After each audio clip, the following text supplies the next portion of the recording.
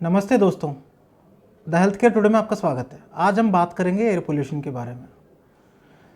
आप देखते हो हर साल इस समय में दिल्ली एनसीआर में हम आपका एयर क्वालिटी इंडेक्स जो है, एयर क्यू इंडेक्स जो बोलते हैं, वो 450 के ऊपर बढ़ जाता है, जिस वजह से हमारा ग्रैप रेस्पॉन्स प्लान जो होता है वो लागू हो जाता है, जिसको ग्रेडेड रेस्पॉन्स एक्शन प्लान बोलता है, जिससे आपका व्हीकल मूवमेंट रिस्ट्रिक्ट हो जाएगा और कभी कभी ऑड इवन भी शुरू कर जाएगा और कंस्ट्रक्शन एक्टिविटीज़ रोक दिया जाएगा, जिससे पोल्यूशन कम होने का जो मेजर्स है गवर्नमेंट करता है। असली एयर पोल्यूशन क्या है? एयर पोल्यूशन ये है, हमारा हवा में जो टॉक्सिक गैसेस होता है, जैसा सल्फर डाइऑक्साइड है, कार्बन मोनोऑक्साइड है, वो बढ़ता जाता है और पूर सनलाइट की वजह से ड्यू भी बढ़ जाता है, जिस वजह से हवा में जो ऑक्सीजन का कंसंट्रेशन वो कम हो जाता है बेशक, और सनलाइट कम होने की वजह से वाटर वेपर कंटेंट भी बढ़ जाता है। एयर एक तरह से हेवी हो जाता है, जिस वजह से एग्जिस्टिंग पेशेंट्स जो रेस्पिरेटरी पेशेंट्स है, जैसे आस्थमा पेशेंट, सीओपीडी, जो भी रेस्पिरेटरी पेशेंट है, उनको और तकलीफ बढ़ जाता है। और जो हेल्दी इंडिविजुअल्स है, जो पहले रूटीनली एक्टिविटीज़ करते हैं, जैसे जॉगिंग, रनिंग जो करते हैं, उनको भी सांस भारी होने की वजह से वो अपना रूटीन एक्टिविटीज़ कर नहीं पाते। जब ये चीज़ होता है, हमें क्या करना चाहिए?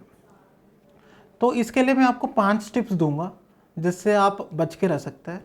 मोस्ट इम्पॉर्टेंट है, ये गवर्नमेंट का रिस्पॉन्सिबिलिटी नहीं है, इंडिविजुअल रिस्पॉन्सिबिलिटी है। अपना तरफ से जिस चीज़ से एयर पोल्यूशन बढ़ सकता है, बीट घर के अंदर जो मस्किटो रिपेलेंट्स है, या डिओ है, परफ्यूम्स है, या ब्यूटी प्रोडक्ट्स है, जिस वजह से इंडोर पोल्यूशन बढ़ सकता है, वो चीज़ अवॉइड करें। और सेकंड है, अगर घर में कोई एक सदस्य बीमार है, उसको अलग से कमरे में रख दिया जाए सो बाकी लोग इस बीमारी से बचें। काफ़ी बार ये होता है ठंडी मौसम में, इसलिए एक ही जगह पे 4-5 लोग इकट्ठा होकर चाय पीते रहते हैं।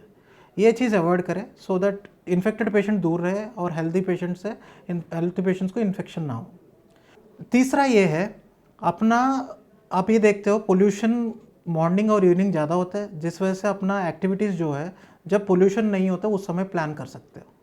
अननेसेसरी विजिट्स अवॉइड करना है, शॉपिंग वगैरह अवॉइड करना है, बिकॉज अननेसेसरी एक्सपोजर होएगा, ज़्यादा प्रॉब्लम होएगा। और सबसे इम्पॉर्टेंट है फोर्थ वाला, जिसमें आपको न्यूट्रिशन और हाइड्रेशन मेंटेन करना चाहिए। बिकॉज सर्दी में क्या होता है, एक्टिविटी कम हो जाता है, आपको भूख कम होता है, जिस वजह से आप अपना इंटेक कम हो जाता है। ये नहीं होना चाहिए, कुछ ना कुछ खाते रहना चाहिए और अपना हाइड्रेशन मेंटेन करना ज़रूरी है। और फिफ्थ है, मोस्ट इम्पॉर्टेंट है, अपना आसपास जो प्लांट्स है उसका रक्षा करें।